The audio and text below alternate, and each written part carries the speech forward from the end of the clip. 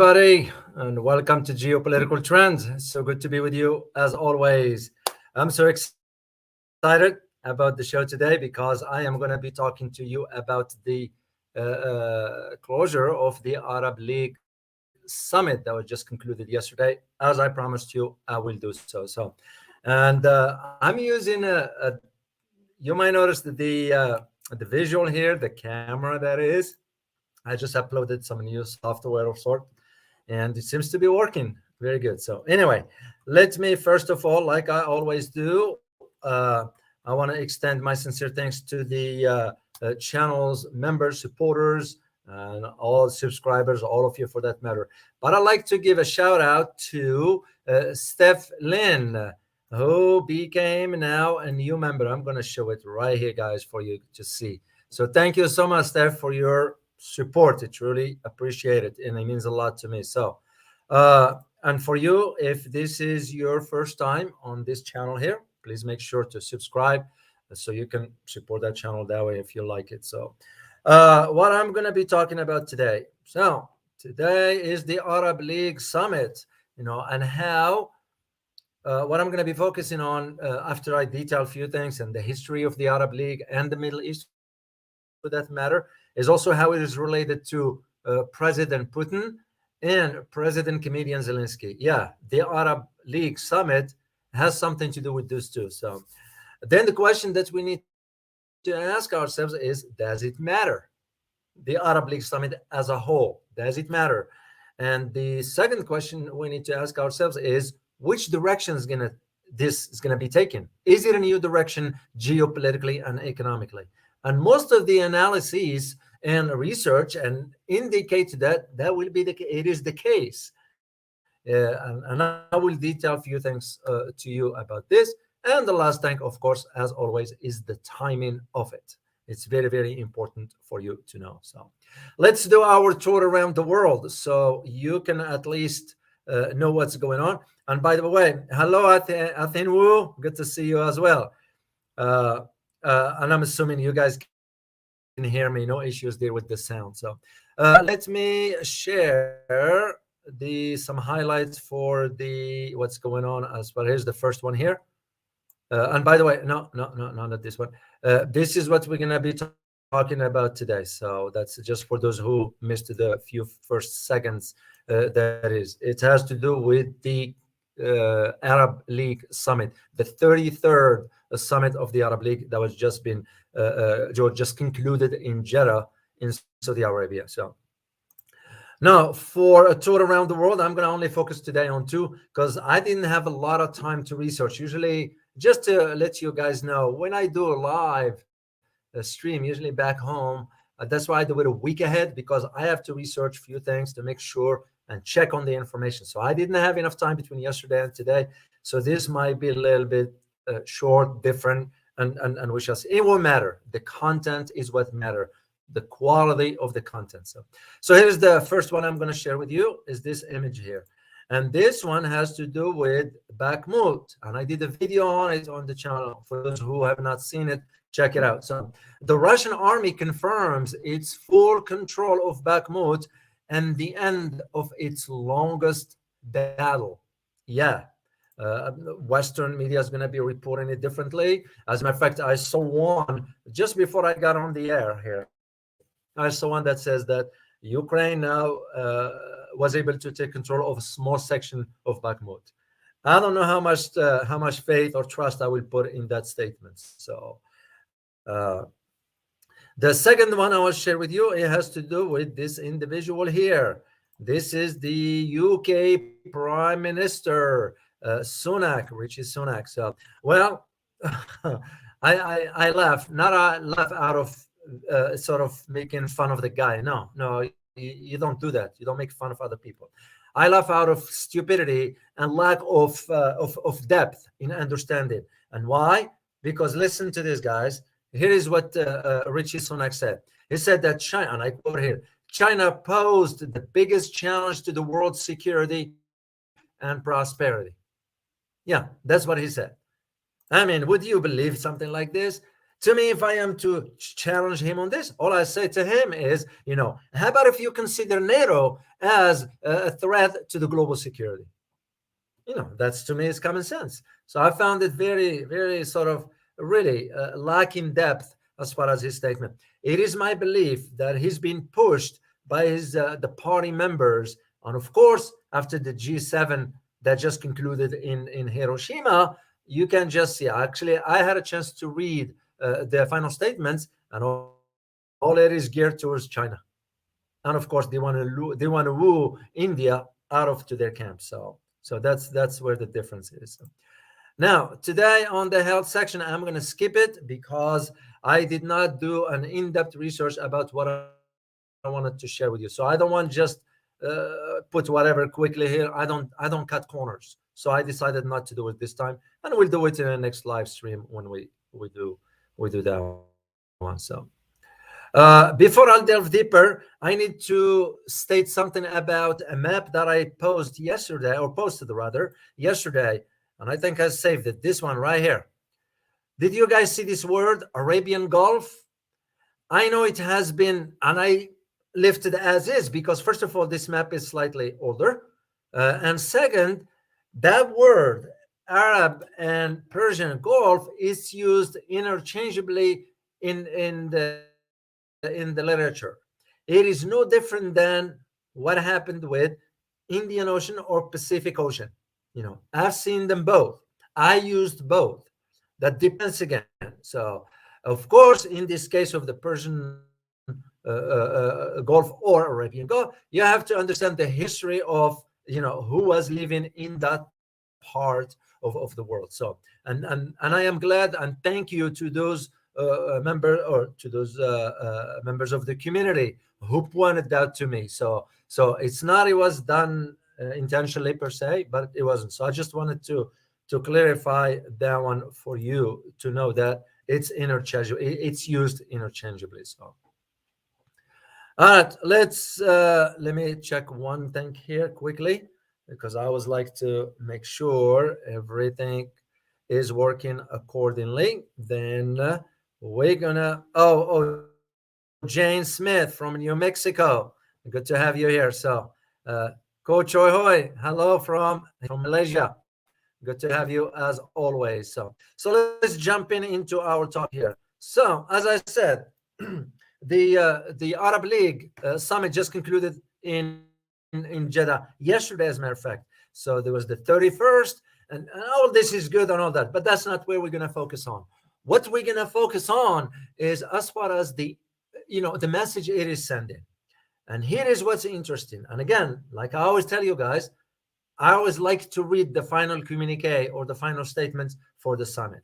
And this one here, when the summit concluded in the Saudi city of Jeddah, it was included with the statement by adopting what's called the Jeddah Declaration. What does it mean? It means that it calls now for the Arab unity to solve regional issues. So this usually, it sounds vague, right?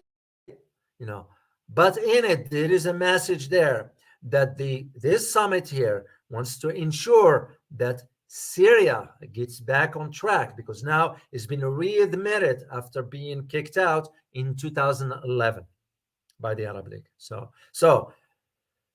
because the summit in the declaration itself, it says the declaration welcomed Syria's readmission to the Arab League. That is a big statement. Why is this? It's because, as you may know, the United States imposed sanctions on the Syrian. And now the U.S. is threatening any country that can reestablish ties with Syria. Well, wait a minute. This is now the Arab world saying, sort of, we don't care what the U.S. think, because that's basically what it is. They didn't care. That's why I use the term snub in a title. The Arab League basically snubbed the U.S. But this sends another message. And the other message is, it shows you how slowly now it's becoming more clear how irrelevant the U.S. is in the Middle East. Why? Because countries that matter in the Middle East are shifting east.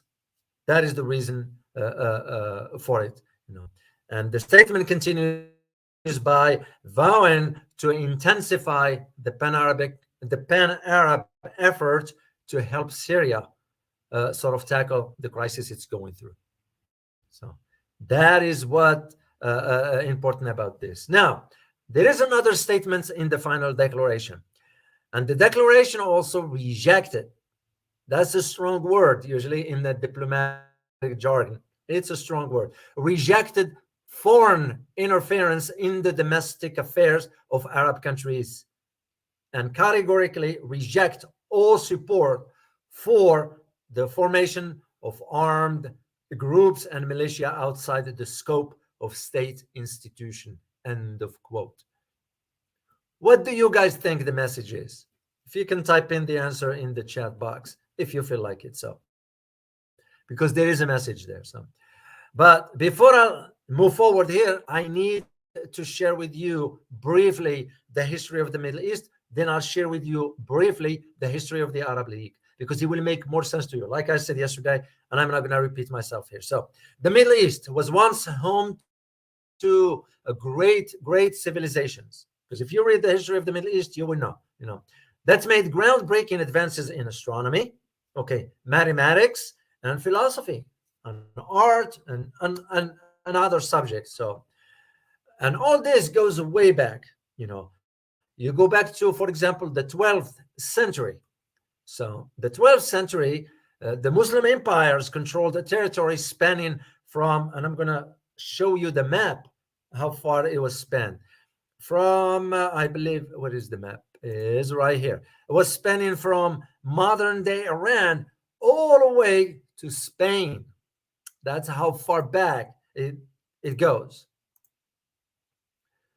And when I say all the way to Spain, that means it goes through, for example, Baghdad, which is the capital of Iraq, and Cordoba, which is in Spain. And by the way, Baghdad, just FYI, for those who do not know, Baghdad was the center of where the grammatical rules of the Arabic language were established. So Arabic language is slightly complicated as far as grammar. I mean, you'll get a hang of it once you learn it. It's just for you to understand that in Baghdad, that's where those rules of grammar were set. That's how old Baghdad is historically, but also the role it played when it comes down to advancing the Arab civilization. So, and between both Baghdad and Cordoba, which is in Spain, became centers of learnings where, for example, scholars have translated the writings of Aristotle. This is also where algebra was invented. Algebra, by the way, is an Arabic name for Al-Jubair.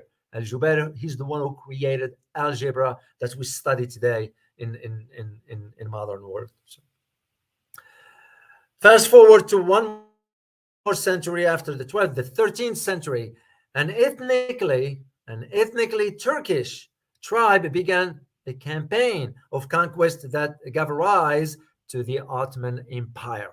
It goes way back to the 13th century, which will bring almost the entire Middle East and the territories as far as Spain, all the way to the gates of Vienna, all of which was under control the Ottoman Empire for centuries.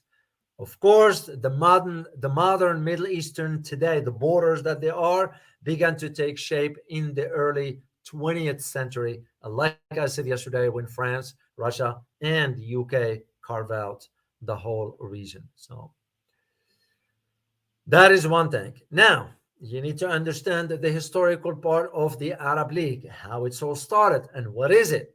The Arab League is a regional organization of Arab states. Pay attention here, guys. I didn't say of Muslim states, because sometimes you can be an Arab but not a Muslim. Not every Arab is a Muslim. And this is where a lot of Western make the confusing Arabs with Persians. Persians are not Arabs, and Arabs are not Persians. And just somebody is a Persian doesn't mean he or she cannot be Muslim, and vice versa. You can even be an Arab and be a Christian, of course, or Persian and be a Christian, whatever. So just this is this misconception in the West that they don't understand this. So the Arab League is a regional organization of Arab states in the Middle East and parts of Africa, like, for example, North Africa, Morocco, Algeria, Tunisia, Libya, Egypt. You can go also to Sudan. You go to Mauritania. And I'm going to talk about this as part of this organization. So it was formed in 1944. Formed 1944. But it was in March 22nd, 1945, where it was officially formed in Cairo as an outgrowth of the Pan-Arabism. So the league itself, the Arab League, aimed to sort of focus its regional developments on economics and this sort of settle disputes and between states and countries. The League, the Arab League, there is no one country that controls the process. The Arab League makes the decision on the majority basis. It's almost similar to what BRICS is doing: Brazil, Russia, India, China, and South Africa. They make the decision collectively. So the Arab League is no different. But there is no mechanisms, yes, no mechanism to compel members to comply with the resolution. For example, if a decision is made, like what happened with the expelling Syria in 2011, no country was forced to go along with that. If any country chooses to say no, they could. So just briefly here before I jump into this, 1944, there was the leaders of Egypt, Iraq, Lebanon, North Yemen, because Yemen back then was divided into the North and the South, North Yemen, Saudi Arabia, and Transjordan, which is Jordan today. They met in Alexandria at that time in Egypt and agreed to form the Arab League state by signing what is called back then the Alexandria Protocol. 1945, that's when Iraq, Jordan, Syria, Lebanon, Egypt, and later Saudi Arabia and North Yemen signed the charter of the Arab League, meaning what? Making it a formal organization. 1945.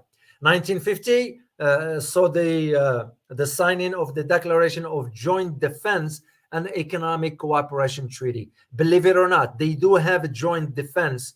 Usually you don't hear much about it because the religious tensions sometimes, ethnic tensions, social tensions, border, which you don't have much of that.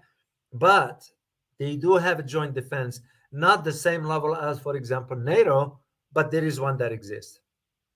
1953, Libya joined the League. Sudan in 1957, Morocco in 1958, Kuwait 1961, Algeria in 1962, South Yemen in 1967, Oman, Bahrain, Qatar, and the United Arab Emirates joined in 1971. Then you have Mauritania joined in 1973 and Somalia in 1974. In 1976, you got Palestine, represented by the PLO, the Palestinian Liberation Organization, joined in 1976. So did Djibouti in 1977. And in 1979, here is the interesting part. The League, the Arab League that is, suspended Egypt's membership and moved its headquarters from Alexandria to Tunisia because Egypt signed a peace deal with Israel back then. That peace deal still holds till today. As a matter of fact, I'm going to share something with you here, that the aid we used to give Egypt, we're still giving Egypt, that's nothing but a payment for their peace deal they cut with Israel. We're still doing it till today. 30 years, 35 years or something like that. Since 1973, after the war of 73, October. So that is the reason why we're giving money to Egypt. So now let's talk about the meeting in itself, the summit that is.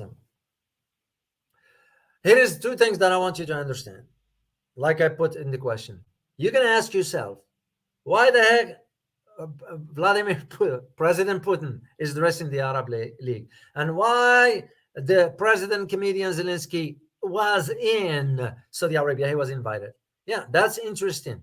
And the reason being because Saudi Arabia is trying to sort of pave the way for negotiations of peace to settle the conflict. As you may know, China already sent an envoy to Ukraine. Okay. Now Saudi Arabia invited the president comedian Zelensky to come, and he addressed. I have a picture here for you to see when he was addressing the. Is this one right here? That's when he was addressing the delegates there in Saudi Arabia. So interesting enough is that you got also Saudi Arabia doing this because they also allow President Putin to address the Arab League, and this way Saudi Arabia is showing that it wants to, not just Saudi Arabia by itself, but the whole Arab world for that matter, wanted to listen to both sides. Listen to Ukraine, what it has to say, listen to what Russia has to say. This way they won't play favoritism. So this is the reason why they wanted to listen to all parties. And this came during a joint conference with the Secretary General of the League of Arab States. He's from Egypt. His name is Ahmed Abu Ghait. And that's what he stated after the end of the conclusion of the summit. What's interesting also is that the Saudi foreign minister welcomed the messages of both President Xi Jinping and President Putin. Yes, President Xi addressed the Arab League as well. But did you notice something, guys? Who didn't address the Arab League? Who was absent? Who wasn't even asked to address that? Is the collective West. And you all know what I mean by that. Wasn't even asked to address that. This, putting my geopolitical analyst hat, this shows how much now the Arab world wants to move away from what the status quo that was in the Middle East. That is the importance, excuse me, that is the importance of this message here. So, and because like I said earlier, the declaration wants to focus on promoting, actions within the Arab world in itself. They didn't ask for the assistance from the United States or Europe for that matter, because they're focusing on the Arab countries' unity. They are also wanted to resolve the Sudanese crisis. As a matter of fact, now there is a ceasefire in Sudan. Okay, thanks to who? Saudi Arabia, not the United States. Even though the U.S. ambassador in Khartoum came on the air today and stated, he didn't say that it was the U.S. that did. He just said that they need to hold this and that. But it's interesting that he came today. But it was Saudi Arabia that was working behind the scenes in Saudi Arabia to ensure that both parties in Sudan stop the fighting till they figure out a mechanism of dialogue by which they can resolve the issue. So, for the sake of the civilians, they're always civilians gets in sort of harmed. So the Saudis argued, they stated that the Sudanese talk were still underway as we speak, and that it's too early, and it is indeed too early to talk about a solution. This is almost the same thing as Ukraine and Russia. Of course, China initiated the 12-point peace, but it was rejected right away from the bat. As soon as China announced that, the U.S. sort of challenged that, rejected it. So this is why Saudis were smart enough to say that the talk about resolution to the Sudani conflict, it's too early. So now the key about all this summit, the importance of it, the importance was about regarding Syria. And let me share a picture with you here, guys, so you'll see the arrival of the Syrian president right here. When he arrived to so this is one of the royal family member. I forgot his name here. I think that's the foreign minister. So the Syrians, you know, the Al-Farhan, who is the foreign minister of Saudi Arabia, stressed that Damascus' return to the Arab League came for the benefit of the Syrians. And this is what's very, very, very important to understand, because there was a message saying to the US, we don't care about whether you are imposing sanctions or not. We are going to welcome Syria back to the Arab League. And that's why Washington now went ahead and issued a statement that it will sanction any country that can sort of reestablish ties with this. But there is also another big picture, and the big picture has to do with, of course, the broker, the deal that China was able to achieve between Saudi Arabia and Iran. That one paves the way for the Middle East now to go on a different trajectory, one that will see sort of reestablishments of ties that's been sort of ceased to exist for a while or were brokered at some point. For example, Iran is in talks right now with Egypt because the ties were severed a few years ago. They are back now to talk. Iran is about to open its embassy in Saudi Arabia. Saudi Arabia is about to invest inside Iran. No. Because if you ask me 10 years ago, would you ever think about this happening? I'll say no. And here it is. And this is why the timing of the Arab League summit came at a crucial time. It's a juncture in a geopolitical trajectory that is so crucial, highlighting the shift that is taking place right before our own eyes. And this is exactly what is happening. You're looking at also trying to figure out a return for the Syrian refugees. As a matter of fact, even Turkey suggested that they will assist with the rebuilding.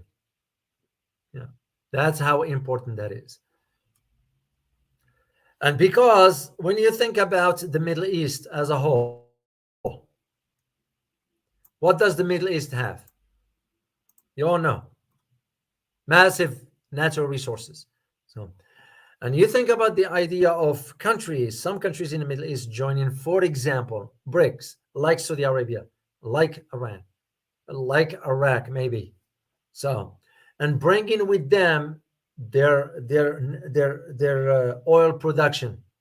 It's not only going to serve the BRIC members, of course, because they're all going to benefit, but it's going to expand the economic opportunities for in the different regions of the world. You know, mind you, just like we saw the meeting of what is this picture right here? I'm gonna share it. I saved this image right here. This image here of the China with the Central Asian nations: Uzbekistan, Tajikistan, Kyrgyzstan, Kazakhstan, and yeah, there are 5 of them.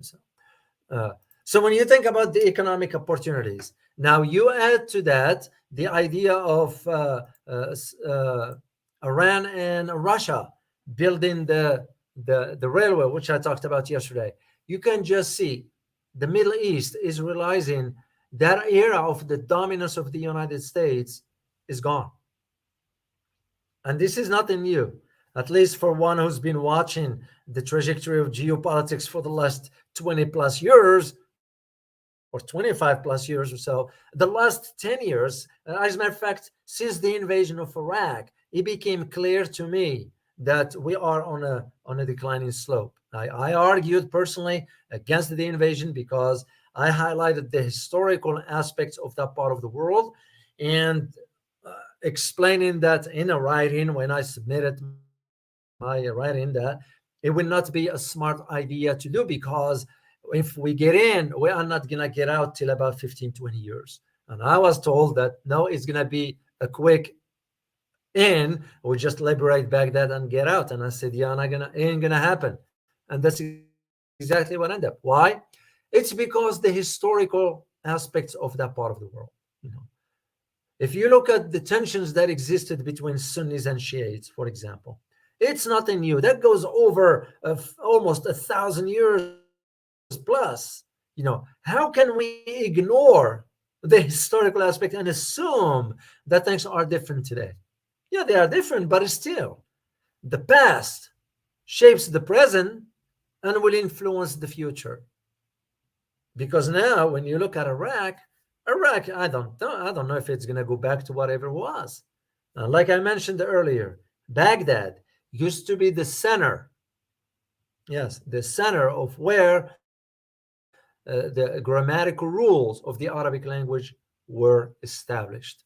So it's no small matter. So, and now you're seeing the idea of reinviting or readmitting rather Syria into the Arab League. Like I said yesterday, all politics in the Middle East has to go through Damascus, because Damascus is also played a major role in the development of the Middle East. It was a center where a lot of political maneuvers took place when it comes down to the Middle East. As a matter of fact, Damascus was also been known to have, especially with the regime of Syria, which has close ties to Iran. It's nothing a secret about this, but also they have relations with other countries as well. So Damascus has always played a role into shaping politics in the Middle East. Something we think we understood, and in reality we never did. Otherwise, the assumption was if we impose sanctions on the Syrian regime, the Bashar al-Assad will be removed. Now, all this proves that we were wrong. We were wrong, because that's what triggered all this, was the uprising back in 2011. And even back then, I argued that this is not going to be settled very well. You'll be looking at over a decade or so. And that's exactly where it led to. It's because those tensions were fomented by outside players. I'll say it straightforward. It wasn't homegrown. I guarantee you this. So, and the idea of admitting or readmitting the Bashar al-Assad into Arab League suggests that now the Arab League, or countries for that matter, in the Middle East and North Africa and parts of Sudan and Mauritania, they are now willing to sort of go with the change of the new geopolitical trajectory, because the Middle East is moving forward. We're already seeing that, for example, Saudi Arabia, and I give examples to make sense to you. Saudi Arabia is investing a lot in China. They built, for example, a refinery, a brand new refinery. It's about $10 billion project. And I documented that in my book. It tells you right there, they could have invested in the US, but they choose not to.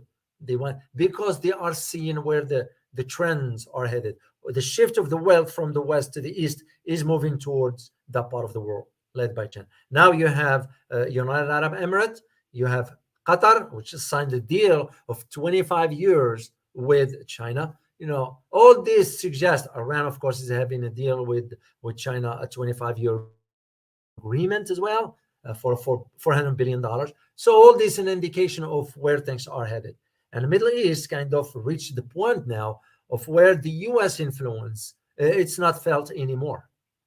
Because when you have Saudis right now, because this is the big, like I always say, guys, and I know I repeat myself sometimes, in international relations, context matters. The fact that this image here, I'm going to show it to you. The fact that this image made a tour around the world right there. It shows you now that even Arab countries are willing to take step forward to settle the conflict between between Russia and Ukraine. And this is exactly why Saudi Arabia invited President Comedian Zelensky, but also gave the platform for Russian President Vladimir Putin to address the Arab League, and of course to the Chinese President Xi to address the Arab League. Yeah, the idea of how much President Comedian Zelensky is going to get out of the Arab world, I don't think so. He's going to get much. But unlike his tour in Europe or what the G7 just declared, now that they're going to sustain more and more support by now allowing the F-16s for Ukraine, which, it's really doesn't make sense because it takes about 3 to 4 years to train a pilot. So who's going to be flying in those planes? So obviously it will have to be pilots from NATO countries, which means what? That means officially, if they start flying in those planes, that means they are officially engaged in a war against Russia. And once you start using F-16s, then you elevate the tension, the level of the conflict. By now, you're going to have to use some advanced systems, and we all know where it's going to lead to. This is where the big concern about what's going on with why the idea of the G7 just talking about sustaining the support for Ukraine. I want to say, let me see something here.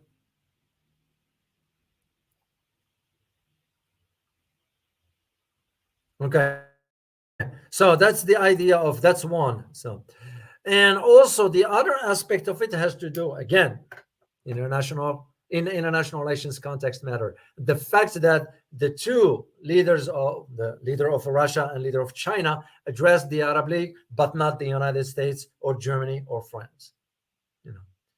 That just shows you right there. Today I put a tweet. If you get a chance to see it, you can follow me at Waralu, DOUA. Let me write it for you guys so you know. This will be easier. And I put an image there, a picture that is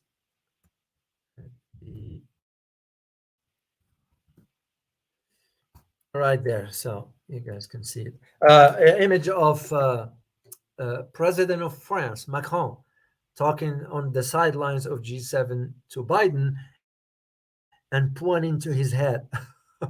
So I put a tweet there that's saying, was President Macron telling Biden, "Can you think straight? Are you all right in the head?" That just, I found it funny to write. So that's like political satire sometimes.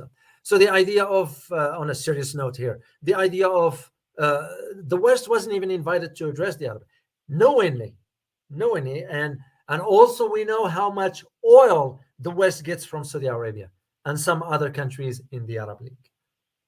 And that's, to me, right there is a clear message, as clear as daylight, that shows how much the West and led by the US, the influence they once have and exerted in the Middle East is waning down big time. Because remember, the Middle East was carved out based on France, UK, Russia at that time, and of course the US later on after World War II. And if it weren't for access to oil through Saudi Arabia, the outcome of World War II would have been different, because Japan, that was the weakest point for it, that it did not have access to energy. This is where at that time the US made a deal with the Saudis in Yalta, I believe that's where the meeting took place, to ensure access to energy and to oil, and it became the norm since that time. So this is where the importance of understanding what this Arab League summit is all about. Now, there is one thing that I need you to understand. I'm trying to see. There's one thing I need you to understand. Despite what you see, there is no unity that exists, strong unity among Arabs. Why? There is an adage and saying that goes in the Arab culture. It goes like this. The translation of it is, the Arabs agree not to agree. Today you look at this image of all of them, like the one I showed you here. They all getting together in the summit, but still there are some tensions that exist between. It will always be the idea there. So, and also because Arabs, they center around one particular issue, and the issue is Palestine, which is another conversation for another day because it's so complicated. I can't just summarize it in 5 minutes. But just to give you an idea, Arab countries, or governments that is, do find it convenient sometimes to shift attention from their domestic failure in economics or otherwise into the Palestinian issue. That's always been the norm. You look at since way back. I can even remember since way back. That's always been the norm. When any Arab leader wants to shift attention, they always address the Palestinian issue. They don't care much about the Palestinians, but that's how it is. But the Palestinian leadership itself got some serious problems. And I'm talking here based on research that I conducted, and I have the proof, and I documented all this. The late Yasser Arafat, who was the head of the PLO, the Palestinian Liberation Army, in 1993, he was presented with a peace deal, but he turned it down. He turned it down for one reason, because if he would have accepted it, okay, that will end any financial support the Palestinian Liberation Organization gets from the Arab world. Most Arab countries donate money, whatever they can afford. Saudi Arabia, of course, donate more and so forth. But at that time, Yasser Arafat looked at it differently and said, no, we're not going to accept this and this and that. Only to find out that once he died, the next 2 days after his death, it was a transfer of $10 million from a bank in Switzerland to a bank in Paris, where his wife used to live. His wife used to live in France. His wife wasn't living in Palestine. So, and it makes you just question. You put a question mark as to, okay, is this the reason why that issue has never been settled? Yeah, I understand the tensions with Israel. I understand that Israel also sort of being too aggressive in certain aspects and does not being held accountable on a certain aspect, because the U.S. is providing a cover for it. We all know this. It's nothing secret. It's nothing new and so forth. But at the same time, the 1993, it was the Oslo. It was in Oslo, and I had a chance to talk to Ambassador Ross at that time. He was the special envoy for the United States government regarding that issue. I talked to him personally, and I asked him. He said, yeah. He told me that we presented all the options for him. It was the Palestinians that turned it down. So the Arab countries sometimes find it convenient to shift attention of their population. It's no different than what we do. You look at our government, heck, our government brainwashing the masses. Most Americans have no clue what's going on. You'll ask them, for example, and I'll tell you this, you ask them, what is the source of the conflict of Ukraine? They're not going to know. And most what they're going to repeat is what the media has been feeding them. Oh, the Russians have invaded. Well, wait a minute. Why did Russia invade it, if you want to use the term invade? Why did Russia want into Ukraine? They won't ever know how to answer that. The government itself will never disclose that. Same thing. You ask them, why do we have tensions with Taiwan, with China? They're not going to know. So it's not just the Arab governments, but also us. We do the same here. So, and this is where I hope, at least what I'm doing here with this channel and the big channel also, is to help you guys see the big picture here, to raise awareness and to help the masses understand. It's all about having a grasp of what these issues are all about.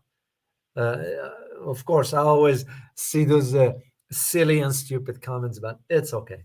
That's okay. We're not gonna let negative energy. You always stay away from that. So, but that is the reason why. As I told you last time, and I'm not bragging about this. Uh, I turned down a full-time teaching position because this is what I like to do. This is what I love to do. And when I sit here, I'm excited because I want to be here. And I don't want to just sit here and talk nonsense. You will never expect this from me. If I don't have something of substance to say, I keep my mouth shut like I do right now. I am done talking. So, anyway, let me see if you have some questions, and I'll answer a few, and we'll just go from there. First of all, if you will be kind and type in where you are joining me from. Well, I can see one. Ashraf Ali from Maldives. Good to have you. Wow, so exciting to be here. Steph Lynn, once again, I can't thank you enough for your support. Steph Lynn became a member of the channel. Thank you so much, Steph. Appreciate it. Let me go back to the top, and if you will be kind and just type in, if you feel like it, you don't have to. If you can tell me where you are joining me from. I like to share locations with our viewers in the community. And by the way, guys, if you get a chance to look at those comments that other viewers post in our community, they are very, very insightful. I read some, and I always put, I hope the community gets a chance to read this post. It's a very, very informative. I can attest to that one. So I will never suggest something that will be a waste of your time. All right. Arena from Cape Town. Good to have you here. Cape Town, I'm assuming.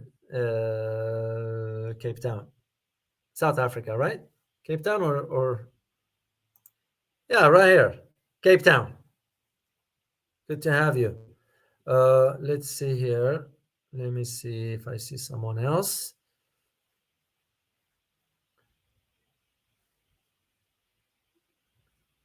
Oh, M. Fred from Malaysia. Good to have you. Hong Long, as always, from UK.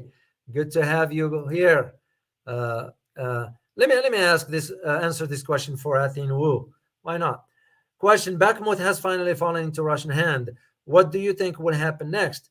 Could F-16 change the course of the conflict? Biden seems to really want World War III. Europe is just so weak. Great question. First of all, the F-16s, they ain't gonna make it. That just yeah. Sometimes in the world of global affairs, you just have to show it's nothing but a window dressing to show that we still showing unity and support for Ukraine. And now we elevated the conversation to providing F-16s. But really, who's going to fly the F-16s?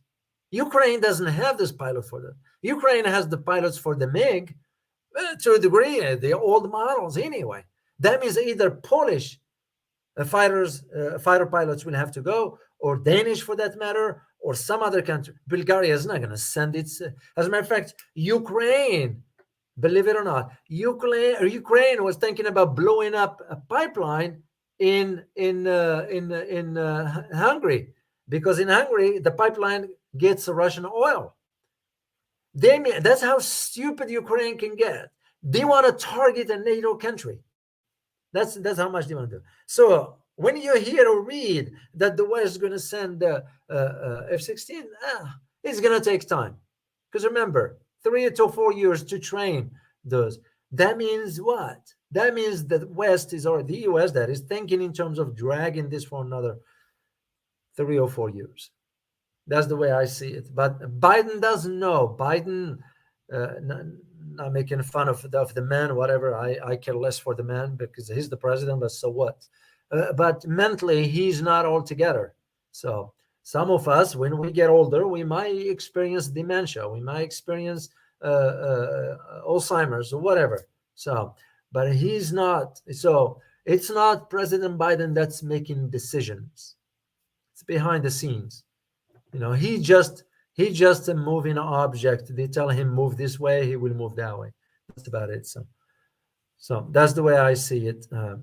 Jack Robert from London, as always. I'm surprised at that statement by the Prime Minister, which is very, very. It shows his lack of depth in understanding. He's been told what to say. It's sadly enough. But, all right, let me see who else. David K. Hello to you as well. So, who is this? This is Johan Slam from Europe. Hello to you. Good to have you. Oh, we got somebody from Brazil. You have DNA 2019. Believe it or not, one of the individuals I met in the elevator in the hotel I'm staying at was from Brazil. So it was very interesting to see that. Let me see who else. And once again, guys, I truly appreciate you for keeping this civil, the conversation in the chat room. I really appreciate it. Thank you so much, because there are some other people they come to see, and so far there are some people that they said, hey, we didn't know this channel exists and all that stuff, and it's based on your comments. Has nothing to do with me. I'm just part of it. It's us, all of us. It's not just one, and I don't believe in one person. It's community. So, all right, let me see if there is another question here. Then if not, I am gonna sign off here and go get ready for next week. And I got a lot to do because I have to move to another location. Question from Abby. Question, Dr. O, do you think Israel will sabotage this union? Israel has been bombing Syria indiscriminately, killing women, children, elderly men since the 1780s. Their goal is to destroy it. They won't be able to sabotage it per se, but remember, Israel is cutting some deals with some Arab nations. As a matter of fact, I just read today that I think Bahrain. And what do we have in Bahrain? We have the Fifth Fleet.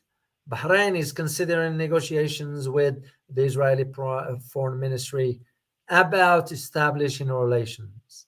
So even Israeli Prime Minister, former Prime Minister, back then, who is now Benjamin Netanyahu, I think it was a secret trip to Saudi Arabia a few years ago. Quietly, because the Saudi is known for challenging no Israel and all that, but behind closed doors is a different story. So there is no way they can sabotage it. They won't need to anyway. It's because there is one rule when it comes down to the Middle East, and the rule is Israel will always have military superiority over any other country in the region. That's just the norm. This is why Israel went ahead and bombed the Iraq back then. So, and now they threaten to bomb Iran, but they're just threatening. They won't be able to, because first of all, Israel does not have a tanker big tankers so they can fuel jets crossing over. Second thing, which country in the Arab world will allow its airspace to be used by Israel to attack Iran? And third, Iran has now developed some long-range missiles that can reach Tel Aviv. Usually it is considered medium range, but it's a long range in the sun. They will shower, and I mark my word on it. If Israel attacks Iran, they will shower Tel Aviv, and it won't be. It's not a smart thing. It's not a smart idea for Israel to do that. That would be suicide. So I don't see that happening.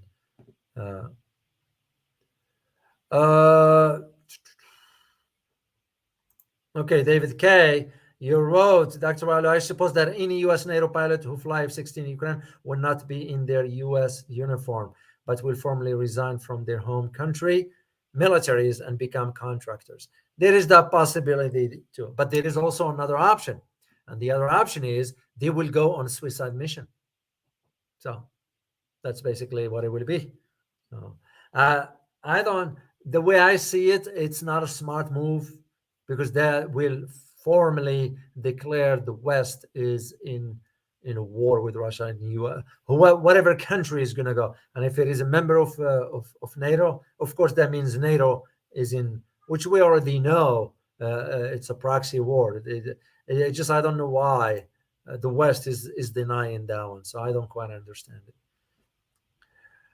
All right, guys. I'm just trying to see if there is uh, any question here, and if not, Nakaba. Yes, Steph. There's a in Indonesia or Malaysia, I believe. I saw peaceful demonstrations about celebrating the Nakba that took place back then. So. All right, guys. Well, I hope you find this very informative. I'm very excited about the new software for the camera, so it's working perfect. So I just worked on that one. I look forward to seeing you next time. And as always, remember, geopolitics impact your daily life in more ways than one. Till next time, guys. Bye bye.